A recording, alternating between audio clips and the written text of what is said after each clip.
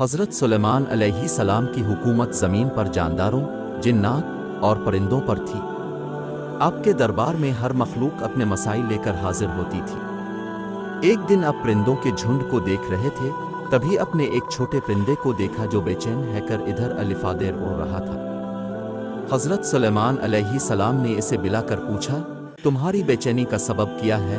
پرندے نے عرض کیا، میرے ایک رشتہ دار کا گھونسلہ ایک بڑے درخت پر ہے، لیکن ایک شکاری نے وہاں جال بچھا دیا ہے۔ مجھے اس کی فکر ہو رہی ہے کہ وہ جال میں پھنس نہ جائے۔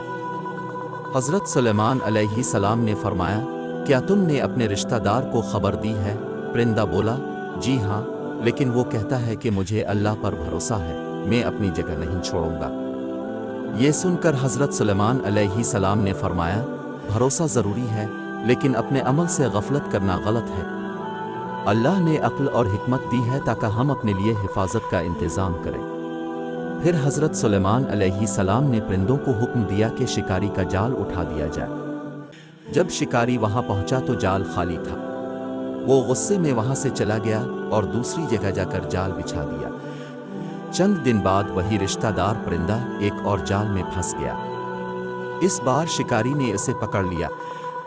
جب یہ خبر حضرت سلیمان علیہ السلام تک پہنچی تو آپ نے فرمایا کہ یہ ایک سبق ہے کہ صرف بھروسہ کرنا کافی نہیں، اپنے عمل اور حکمت کو بھی بروئے کار لانا ضروری ہے۔ اللہ ان کی مدد کرتا ہے جو خود بھی اپنی حفاظت کے لیے کوشش کرتے ہیں۔ یہ کہانی ہمیں یہ سکھاتی ہے کہ زندگی میں بھروسے کے ساتھ عقل اور تدبیر کا استعمال بھی بہت ضروری ہے۔